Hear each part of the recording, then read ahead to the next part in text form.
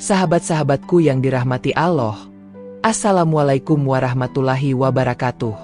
Kalau kita pernah mengamati dari berbagai pembahasan mengenai hubungan antara agama-agama Abrahamik seperti Islam, Kristen, Yahudi, dan Hindu memberikan kita pandangan yang menarik tentang bagaimana kepercayaan-kepercayaan ini saling terkait.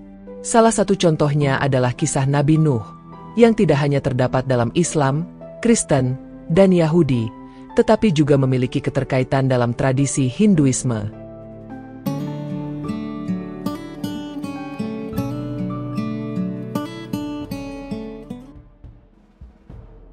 Nabi Nuh dikenal karena perannya dalam cerita banjir besar, di mana ia dipanggil untuk menyelamatkan makhluk hidup dari kehancuran yang akan datang.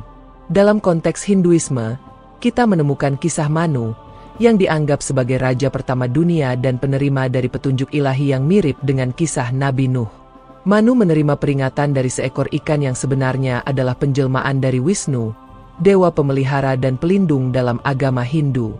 Wisnu, yang sering muncul dalam berbagai bentuk avatar seperti ikan Matsya, Krishna, Buddha, dan Kalki, membawa pesan tentang keadilan, keselamatan, dan perubahan dalam dunia. Menariknya, konsep Wisnu dalam Hinduisme mencerminkan kehadiran roh tertinggi yang tidak hanya memelihara alam semesta, tetapi juga memberikan bimbingan moral kepada umat manusia melalui berbagai inkarnasinya. Kisah-kisah ini menunjukkan bahwa meskipun berbeda dalam narasi dan budaya, nilai-nilai seperti kepatuhan kepada Tuhan, keadilan, dan keselamatan universal ditemukan dalam berbagai agama. Dengan demikian, kisah-kisah tentang Nabi Nuh dalam Islam, Kristen, Yahudi, dan Manu dalam Hinduisme mengilustrasikan bagaimana berbagai tradisi agama saling mempengaruhi dan memperkaya pemahaman kita tentang spiritualitas dan peran manusia dalam alam semesta ini. Dalam kitab Kejadian, pasal 6, Allah mengungkapkan kepada Nuh rencananya untuk mengakhiri kehidupan semua makhluk karena bumi dipenuhi dengan kekerasan manusia. Allah memerintahkan Nuh untuk membangun sebuah bahtera dari kayu gopher dengan spesifikasi tertentu, karena air bah akan datang untuk memusnahkan semua yang hidup di bumi. Namun, Allah berjanji untuk menyelamatkan Nuh, keluarganya, dan berbagai jenis hewan dengan membawa mereka masuk ke dalam bahtera itu. Di Al-Quran, kisah Nabi Nuh juga diceritakan dalam surah Al-Mu'minun, ayat 23 dan 27, dan surah Asy-Syu'ara, ayat 117 dan 118. Nabi Nuh berdoa kepada Allah karena umatnya telah mendustakan risalahnya. Allah memberikan petunjuk kepada Nuh untuk membuat sebuah bahtera besar di bawah pengawasannya. Ketika perintah untuk memasuki bahtera datang dan air bah mulai mengalir, Nuh diperintahkan untuk membawa sepasang dari setiap jenis makhluk hidup serta keluarganya, kecuali mereka yang telah ditentukan untuk mendapat azab karena kezaliman mereka. Dalam ayat-ayat tersebut, Nabi Nuh menyampaikan doa kepada Allah memohon keputusan yang adil antara dirinya dan kaumnya. Dia memohon agar Allah menyelamatkan dirinya dan orang-orang yang beriman bersamanya. Allah menjelaskan bahwa Dia akan menyelamatkan Nuh dan orang-orang yang bersamanya di dalam bahtera yang penuh dengan muatan, sementara yang lain akan tenggelam sebagai hukuman atas kedurhakaan mereka. Kisah ini menggambarkan keteguhan iman Nabi Nuh dalam menghadapi tantangan yang luar biasa, serta janji dan perlindungan Allah Subhanahu wa Ta'ala terhadap hambanya yang taat. Ini juga menunjukkan pentingnya kepatuhan kepada Allah Subhanahu wa Ta'ala dan keselamatan bagi orang-orang yang mengikuti petunjuknya dalam menghadapi ujian dan cobaan kehidupan. Dalam pemahaman Hindu, tokoh Manu juga memegang peran sentral dalam penciptaan ulang umat manusia setelah banjir besar. Dikisahkan bahwa dari Manu lahirlah berbagai keturunan dari berbagai ras, termasuk golongan Brahmana dan Ksatria. Manu memiliki banyak anak, di antaranya adalah Vena yang dianggap sebagai cikal bakal golongan Ksatria setelah banjir besar.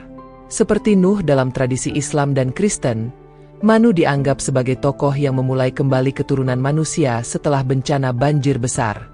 Dalam pandangan Hindu, Manu bahkan dianggap sebagai Adam kedua, atau asal-usul manusia.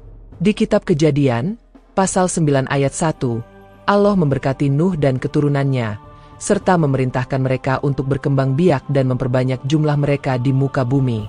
Keberagaman bangsa dan keturunan setelah banjir besar juga tercatat dalam Kitab Kejadian, pasal 10 ayat 32, yang mencatat bahwa keturunan Nuh menyebar ke seluruh penjuru bumi dan membentuk berbagai bangsa sesuai dengan keturunan mereka. Kitab Kejadian, pasal 10, juga mencatat bahwa Nuh memiliki 3 putra, Sem, Ham, dan Yafet, serta genealogi mereka. Menurut International Standard Bible Encyclopedia, keturunan mereka memainkan peran penting dalam pembentukan bangsa-bangsa kuno. Keturunan Sem diakini menjadi asal-usul bangsa Israel, sementara keturunan Ham dikaitkan dengan bangsa Mesir, Kan'an, dan Arab. Ini menggambarkan bagaimana kisah Nuh dan keturunannya mempengaruhi perkembangan budaya dan masyarakat kuno yang beragam, seperti yang tercermin dalam tradisi-tradisi agama Abrahamik dan Hindu. Dalam tradisi Hindu, keturunan Yafet dikaitkan dengan bangsa-bangsa Asia Minor dan Eropa, menambahkan dimensi global pada kisah keturunan Nuh dalam berbagai budaya. Selain itu, tokoh Manu atau Nuh dianggap sebagai nabi yang membawa hukum ilahi yang dikenal sebagai hukum manusia atau Manusriti dalam tradisi Hindu. Dalam kitab Atharva Veda, pasal 13, terdapat kutipan yang menggambarkan kedatangan seorang nabi yang dianggap mirip dengan Nabi Muhammad dalam Islam. Namun, interpretasi ini kontroversial dalam konteks Hinduisme, mengingat pandangan yang berbeda-beda terhadap konsep nabi di dalam tradisi ini. Di samping Nabi Nuh yang dianggap sebagai salah satu dewa dalam Hinduisme, terdapat juga kaitan antara Nabi Ibrahim dengan Dewa Brahman. Beberapa kalangan dalam agama Hindu berpendapat bahwa nama Brahma berasal dari nama Abraham atau Ibrahim. Sejarah mencatat bahwa kitab Weda paling kuno muncul di India Utara, wilayah yang menjadi jalur migrasi bagi Ibrahim dan keturunannya dari Teluk Benggala saat menghadapi bencana kekeringan parah. Dari wilayah ini, Ibrahim kemudian bergerak menuju Timur Tengah. Pendapat ini didukung oleh banyak sarjana yang percaya bahwa Hinduisme memiliki akar yang dalam, dimulai sekitar 2300 SM hingga 1500 SM di Lembah Indus, dekat dengan wilayah modern Pakistan. Kitab Weda, yang merupakan salah satu teks suci Hindu tertua, mengandung pesan-pesan tentang ketuhanan yang serupa dengan ajaran agama-agama Samawi.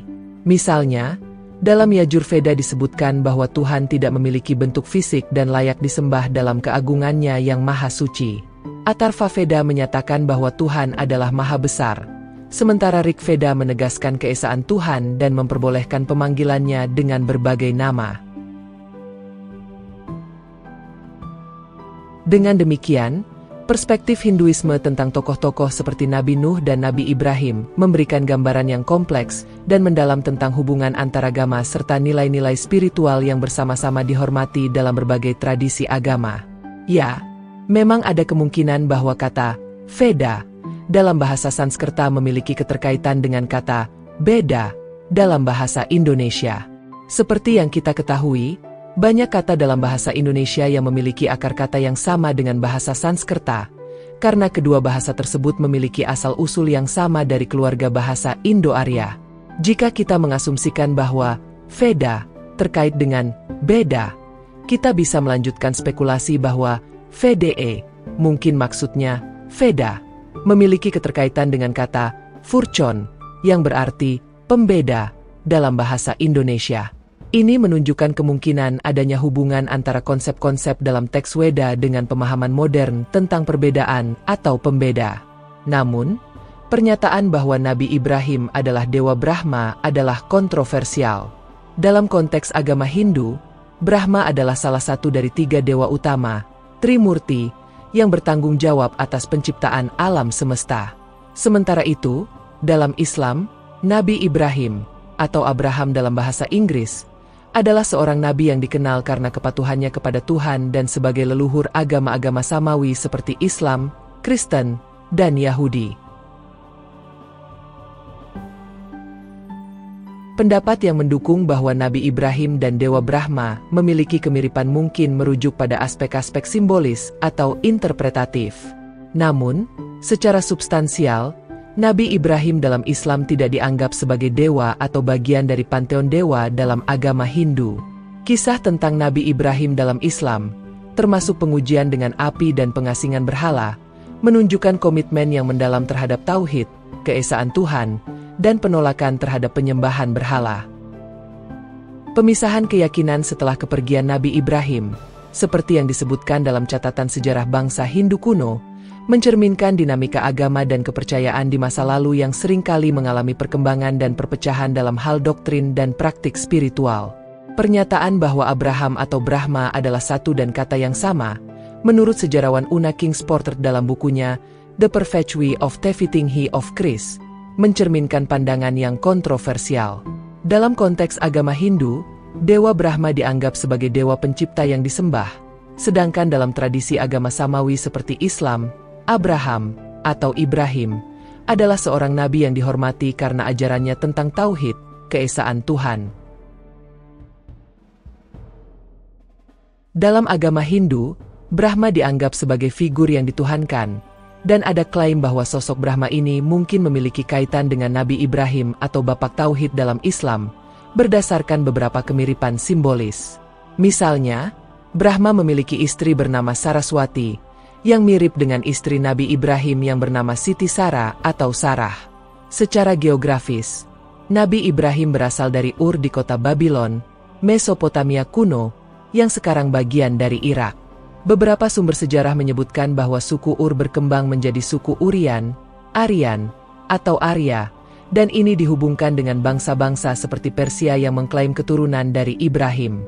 Dalam ajaran Zoroastrianisme, yang berasal dari bangsa Persia, konsep tauhid sangat kuat dalam kepercayaan mereka terhadap Ahura Mazda, Tuhan Maha Bijaksana dan Maha Kuasa. Mereka juga mempercayai konsep hari kebangkitan. Meskipun demikian, ada penyimpangan dalam praktik agama Zoroastrianisme yang melibatkan monisme dan teofani, di mana keberadaan Tuhan harus dinyatakan dalam bentuk-bentuk tertentu. Kedua figur, Nabi Ibrahim dalam Islam dan Brahma dalam Hinduisme, memiliki narasi dan pengajaran yang mendalam dalam sejarah dan teologi mereka masing-masing. Pemahaman dan penghormatan terhadap keduanya seringkali mencerminkan nilai-nilai universal seperti tauhid, keesaan Tuhan, meskipun dalam konteks dan praktik spiritual yang berbeda. Pemahaman ini tercermin dalam praktik sholat umat Islam, di mana doa dan sholawat kepada Nabi Ibrahim dan keluarganya selalu disertakan bersama dengan Nabi Muhammad, sebagai pengajar-pengajar universal yang membawa pesan kesatuan dan kebenaran kepada umat manusia. Dalam Islam, konsep Buddha tidak dikenal sebagai seorang nabi yang diakui dalam ajaran agama.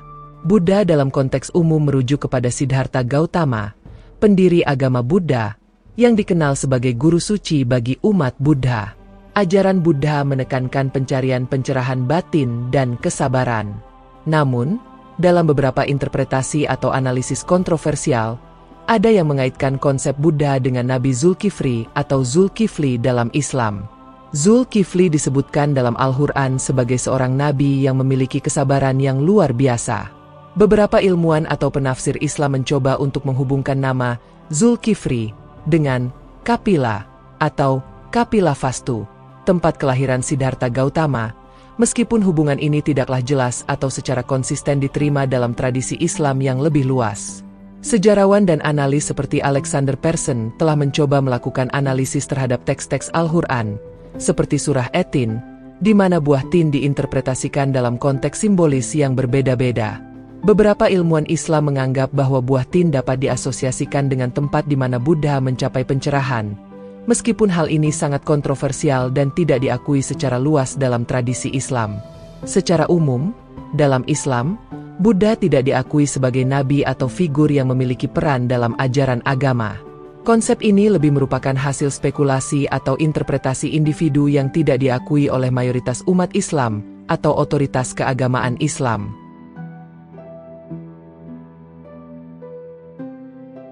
Dalam ajaran Buddha, terdapat konsep tentang Buddha Maitreya atau Bodhisattva Maitreya, yang dikenal sebagai Buddha yang akan datang atau Buddha masa depan. Beberapa cendekiawan telah mengajukan analisis bahwa sosok Buddha Maitreya ini mungkin berkaitan dengan Nabi Muhammad dalam Islam. Mereka mengaitkan karakteristik dan ramalan tentang kedatangan seorang guru spiritual atau pemimpin yang mencerahkan umat manusia. Secara mirip, dalam ajaran Hindu, terdapat ramalan mengenai sosok Kalki Avatar yang akan muncul sebagai pembawa risalah terakhir untuk menyucikan dunia. Ramalan Hindu menyebutkan bahwa Kalki Avatar akan lahir di sebuah jazirah yang diidentifikasi dalam beberapa interpretasi sebagai Jaziratul Arab atau Semenanjung Arab. Dalam perspektif ini, beberapa ilmuwan memandang bahwa Nabi Muhammad SAW dapat dilihat sebagai realisasi dari ramalan tersebut, baik dalam konteks Buddha Maitreya dalam Buddhisme maupun Kalki Avatar dalam Hinduisme. Mereka menginterpretasikan bahwa karakteristik dan kehidupan Nabi Muhammad sesuai dengan prediksi dan ramalan tentang kedatangan tokoh spiritual yang besar. Wallahualam bishawab. Demikian kisah ini kami sampaikan. Semoga bermanfaat dan menambah iman kita kepada Allah Subhanahu wa Ta'ala. Terus semangat dalam beribadah, jangan lelah berbuat kebajikan, dan terus perbanyak sholawat kepada Rasulullah Muhammad Shallallahu Alaihi Wasallam. Akhir halam. Wassalamualaikum warahmatullahi wabarakatuh.